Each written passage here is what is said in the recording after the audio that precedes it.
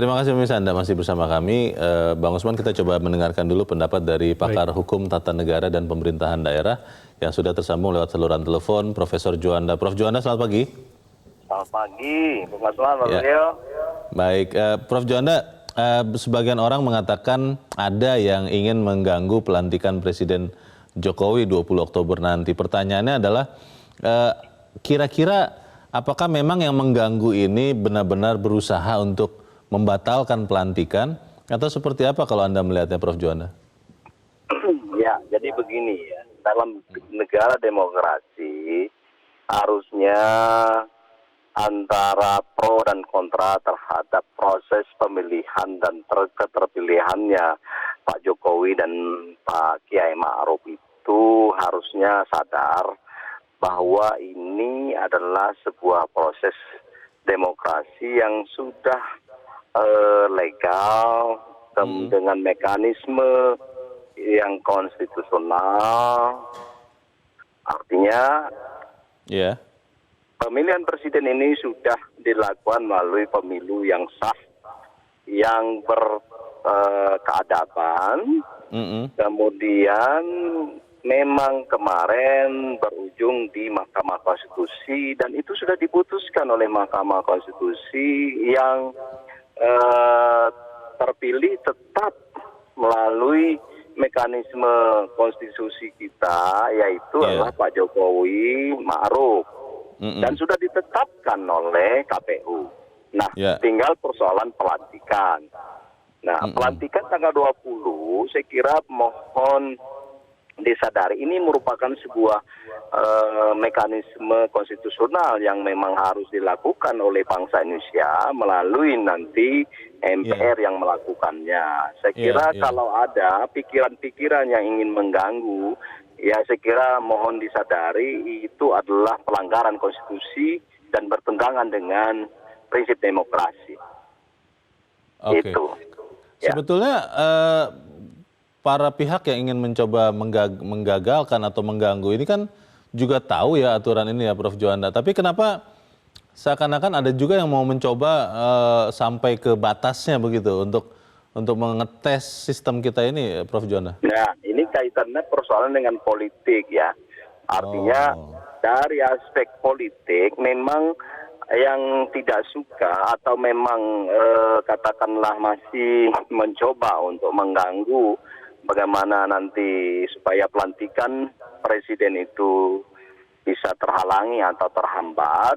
Saya kira ini adalah merupakan sebuah deskripsi atau cerminan dari politik yang tidak beretika, politik yang tidak sadar bahwa demokrasi itu dilalui dengan sebuah proses yang panjang dan memang kalau memang sudah misalnya katakanlah yang kita dukung adalah kalah, nah ini harusnya politik itu dewasa, beretika.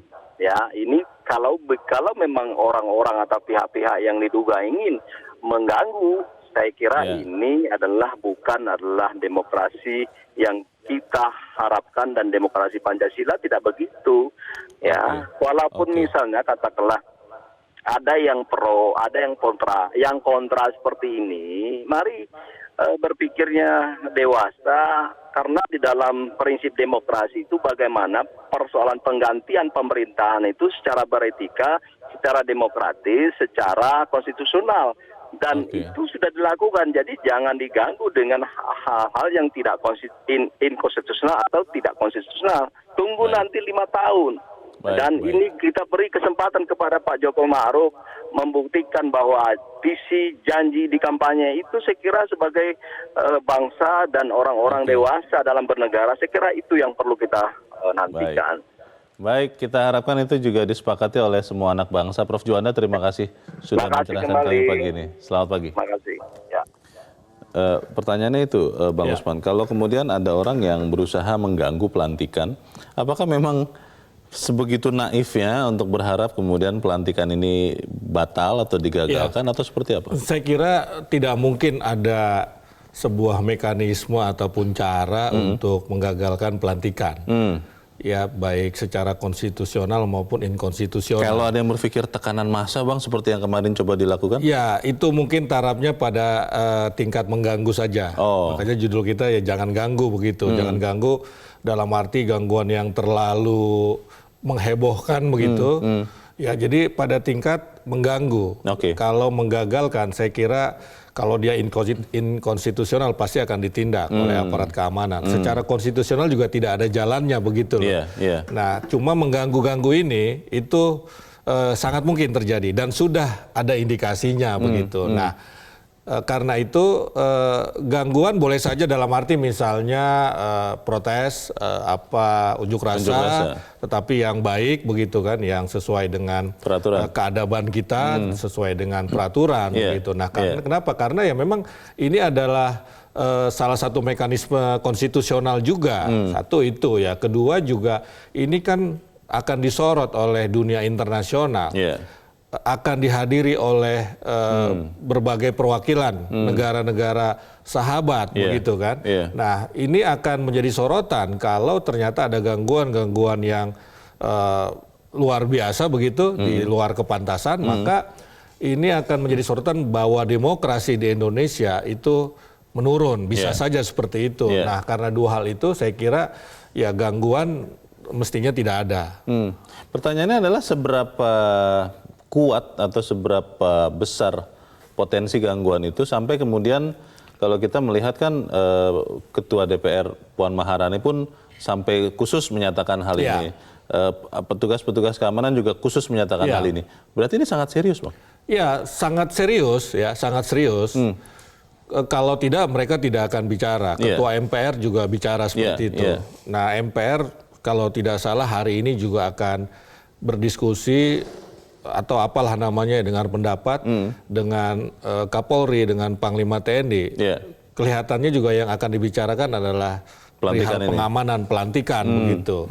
Nah, ini sebagai sebuah antisipasi, saya kira juga jangan menganggap enteng ya. Karena situasi sudah kondusif, tidak ada demo lagi, tetapi kita menganggap enteng. Jangan lengah ya. Nah, karena itu apa yang disampaikan Ketua DPR, Ketua MPR, aparat keamanan, itu adalah warning sebagai sebuah antisipasi terhadap kemungkinan terburuk, kira-kira begitu. Dalam arti gangguan yang serius tadi, bahasa Leo tadi itu begitu. Kalau kita melihat sebetulnya apakah memang para politisi kita ini sudah paham aturan mainnya? Karena kalau memang kemudian ada yang berpikir atau bahkan berusaha untuk menggagalkan pelantikan, berarti kan sebetulnya tidak konsisten ketika di dalam kontestasi pemilu mau ikut, tapi ketika ternyata dirinya kalah, tidak mau terima dan cara-caranya inkonstitusional. Ya, bisa jadi karena dua hal ya, mereka mengganggu. Nomor satu, yang masih menyimpan dendam lah kira-kira begitu. Kok aku kalah begitu kan. Luka yang kemarin begitu. Luka yang kemarin belum sembuh begitu. Ya, walaupun ya akhirnya mengeluarkan isu-isu, sekarang muncul lagi curang dan lain-lain, walaupun itu sudah diperkarakan di Mahkamah Konstitusi. Kedua, ini semacam apa ya, tekanan kira-kira begitu. Tekanan kepada pemerintahan, kepada presiden terpilih misalnya untuk, ya saya tidak tahu tekanannya seperti apa, tapi minimal misalnya kok saya nggak diajak gitu di dalam pemerintahan misalnya. Bisa jadi bergaining juga ini begitu? Bergaining, upaya bergaining. Ya, itu bisa. Jadi ada dua kemungkinan. Motif begitu. Kalau yang sampai menggagalkan, ini kan bahaya, bisa dianggap sebagai makar kan begitu kan. Walaupun ya ada juga sih yang coba-coba seperti itu begitu. Kalau melihat kesiapan dari petugas keamanan dan juga sikap-sikap politik dari para wakil rakyat, kelihatannya pelantikan ini akan tetap berjalan dengan aman kan, Bang? Ya, kalau kita lihat misalnya kasus pengungkapan kasus penyimpanan atau pembuatan bom Molotov itu menunjukkan bahwa aparat kita itu sigap. Kemudian penanganan unjuk rasa tentu saja ada ekses, katakanlah begitu, ada kekerasan di situ, ada perusakan dan lain-lain, tetapi relatif tidak membesar. Ya, seperti misalnya katakanlah di Hong Kong.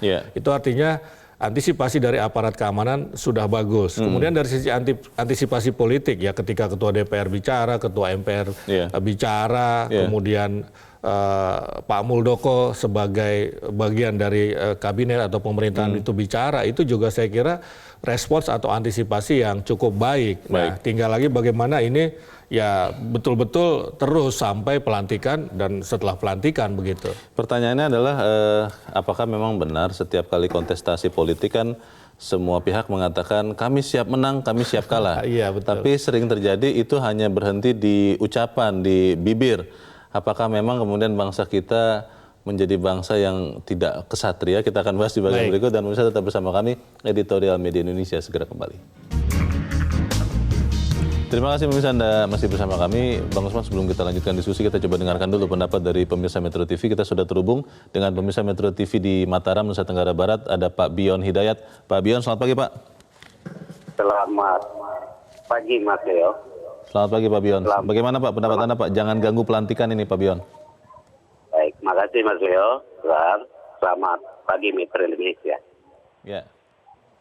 Ya, jadi sebagai anak bangsa yang komitmen terhadap konstitusi kita, bahwa pelantikan ini harus kita junjung tinggi, kita kawal, dan mari kita hargai bahwa ini proses pemilihan presiden ini secara konstitusional.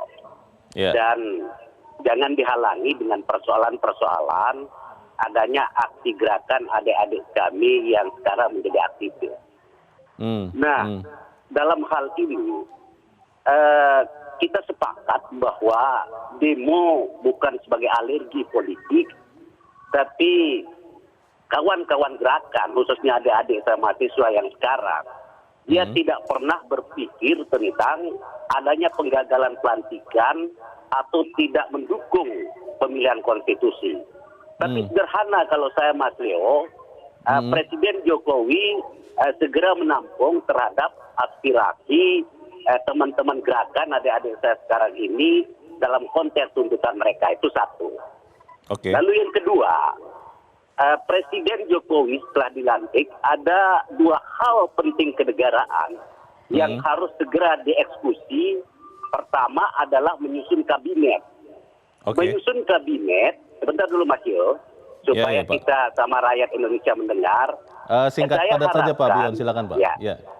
Saya harapkan Pak Jokowi dalam penyusunan kabinet untuk memasuki unsur daerah dalam rangka keadilan kekuasaan.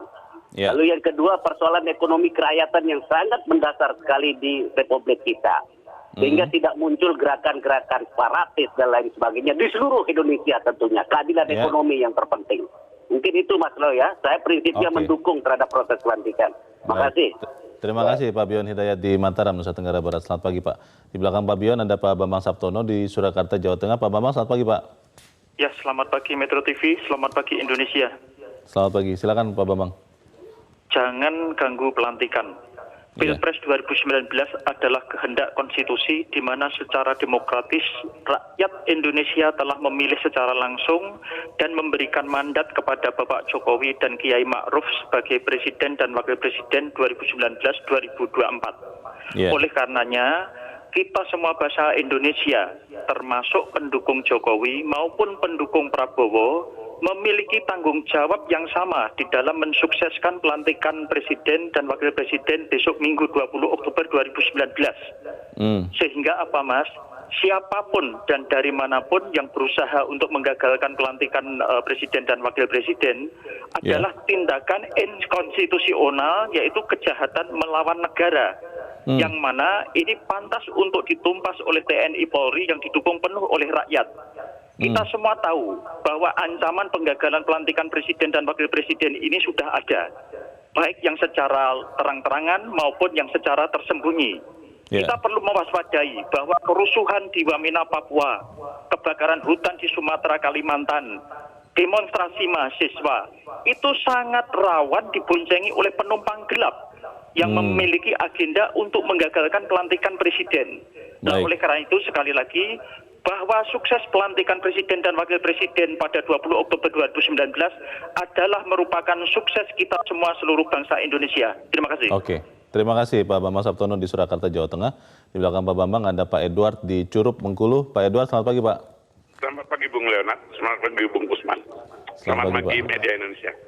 Ya, silakan, Peristiwa Pak. pelantikan presiden adalah peristiwa bangsa Indonesia, sejarah bangsa Indonesia dalam kelanjutan kepemimpinan bangsa. Ya. Kita berharap bahwa seluruh bangsa Indonesia menyadari Jokowi dilantik sebagai presiden bukan presiden pendukung 01, dia ada presiden bangsa Indonesia. Jadi demi kemajuan bangsa Indonesia, kalau Ya. mahasiswa mau demo silakan menyampaikan aspirasi, itu salah satu hak dari warga negara. Tetapi tolong ingat, bukan kebenaran mutlak milik mahasiswa. Orang lain juga punya hal-hal yang merasa benar. Jadi tinggal presiden menentukan mana yang terbaik untuk bangsa. Jadi jangan ada hal-hal anarkis, itu yang pertama. Yang kedua, pemilu sudah dilaksanakan dengan sangat konstitusional. Sudah dijalankan dengan fair. Dan ternyata 60% lebih adalah memilih Jokowi. Kita harus percaya bahwa Jokowi yang dipercaya oleh rakyat. Ada yang menentang, wajar saya pikir. Tapi bukan berarti harus terus-menerus merongrong sehingga negara ini gagal. Jangan sampai begitu. Jangan korbankan bangsa cuma untuk kepentingan golongan. Kita utamakan kepentingan bangsa. Yang ketiga, sudah jelas ada anasir-anasir yang mau menggagalkan. Sudah viral di media sosial, di Facebook, di mana-mana rencana mereka bahwa akan menggagalkan, melengsarkan Jokowi.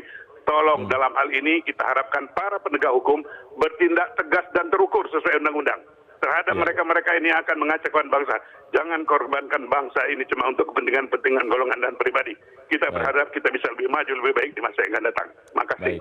Terima kasih Pak Edward di Curug, Bengkulu. Selamat pagi Pak.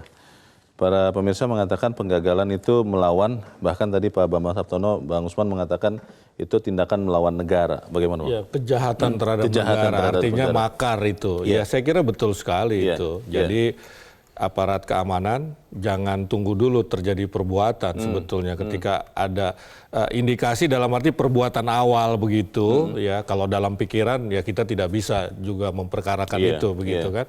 Tetapi sudah ada tindakan nyata begitu, ya jangan ragu ya, jangan ragu untuk mengambil langkah-langkah hukum begitu. Terkait dengan beberapa gerakan yang berhasil dicegah tadi, Bang Usman sudah sempat sebut ditemukannya salah satu pengajar di sebuah perguruan tinggi yang bersama beberapa orang yang lain tentunya itu membawa botol-botol yang berisi diduga bom molotov ya. Dan ternyata terbukti bom molotov.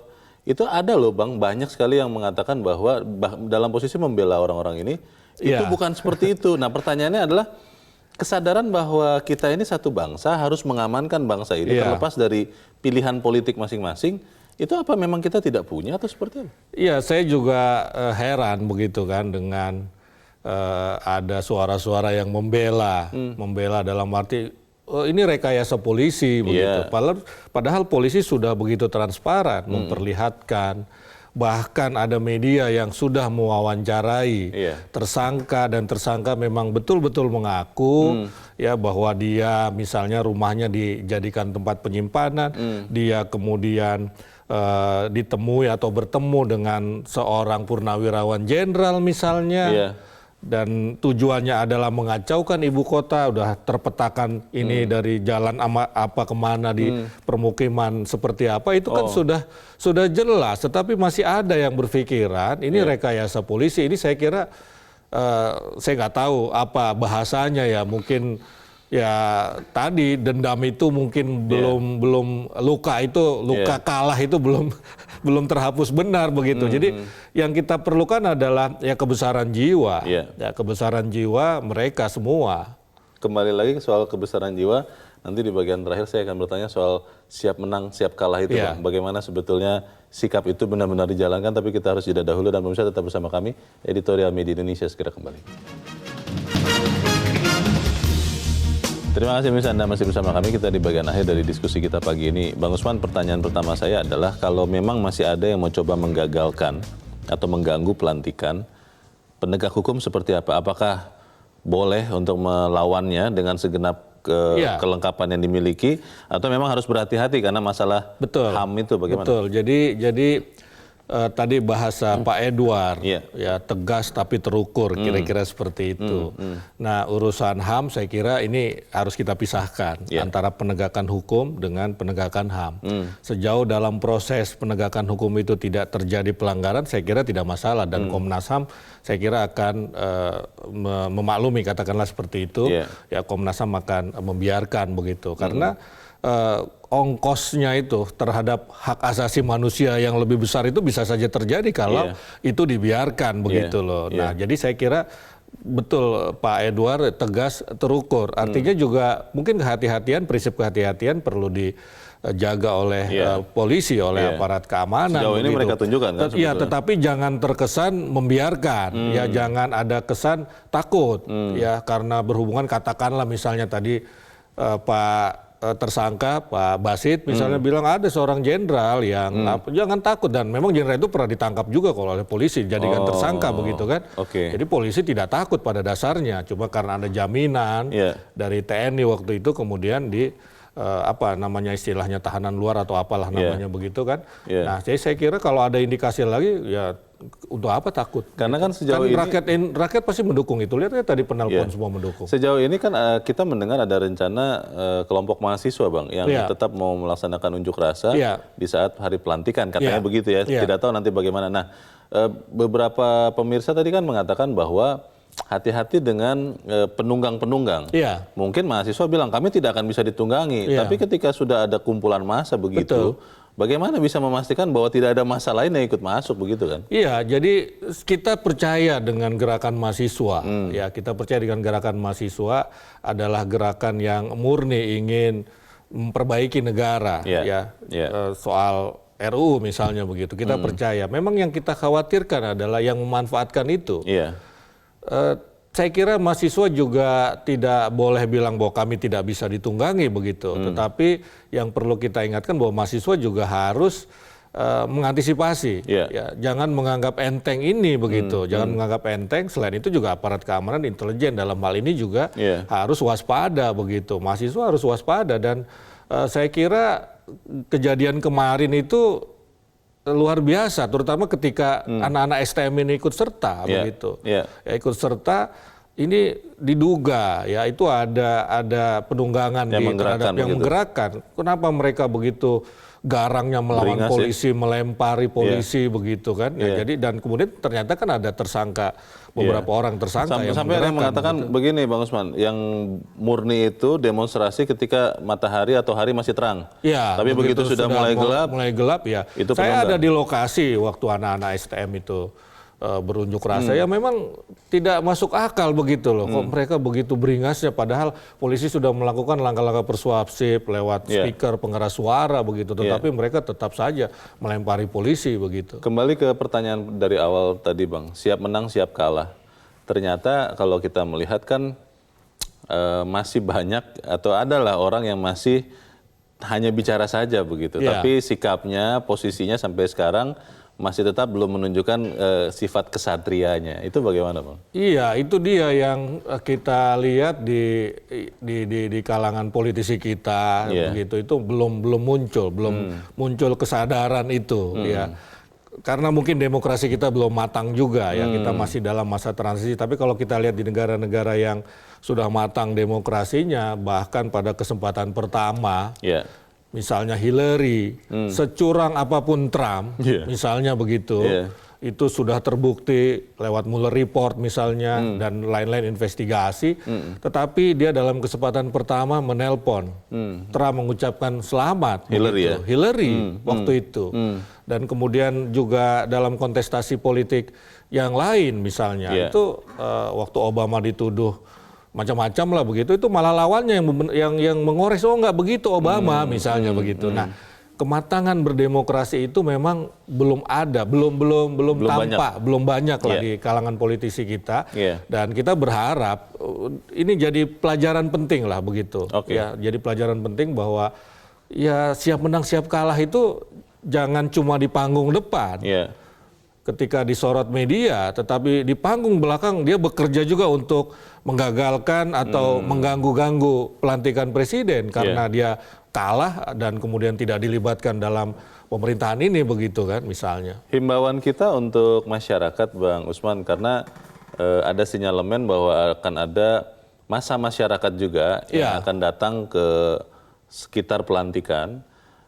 Itu boleh, aman, atau sebaiknya memang ya sudah kita di rumah masing-masing menyaksikan lewat televisi misalnya, atau seperti apa? Iya, sebaiknya kita ya proporsional lah, begitu ya, proporsional. Akan bagus kalau kita pasti semua TV akan live, online juga akan breaking news, dan semua media pasti akan memberitakan. Nah, kalau ada pengerahan massa misalnya yang menolak ataupun mengganggu begitu, pasti juga akan ada massa yang mendukung. Nah, ini kan berbahaya juga. Nah, karena itu saya kira kita minta masyarakat kita juga, apakah itu mahasiswa, aktivis dan lain-lain untuk proporsional, ya menggunakan jalur-jalur yang konstitusional. Tentu saja jalur unjuk rasa konstitusional, tetapi yang baik, yang sesuai dengan undang-undang, jangan merusak misalnya begitu, jangan menganiaya aparat keamanan atau masyarakat lainnya, merusak fasilitas umum, itu saya kira tidak dibenarkan oleh undang-undang. Jadi saya kira ya sudahlah proporsional seperti tahun 2014 saya kira aman, dan pada dasarnya semua ini tergantung pada elit politik. Ya kalau elit politiknya menerima ini, merayakan ini, saya kira masyarakat juga akan merayakan ini, menerima ini begitu. Ini kan karena elit politiknya juga yang menggerakkan, katakanlah seperti itu, mengompori, memprovokasi, baik langsung maupun lewat media sosial misalnya. Baik, kita harap kedewasaan para elit politik untuk mematuhi aturan yang mereka juga yang buat dari awal begitu ya. Semoga itu yang terjadi. Bang Usman Kansong, terima kasih sudah hadir di sini, Bang. Selamat pagi. Selamat pagi, Leo. Pemirsa, dengan semua agenda yang mereka bawa, para pembonceng demokrasi sejatinya hanya menginginkan kekacauan. Amat mungkin dalam situasi paranoid yang berlebihan, pemerintah malah melakukan langkah-langkah blunder yang bisa justru menguntungkan para pengacau. Semoga semua pihak bisa menerima proses demokrasi yang sedang berjalan, dan mari kita sukseskan pelantikan presiden terpilih. Saya Leonardo Mosir, terima kasih Anda sudah menyaksikan. Selamat pagi.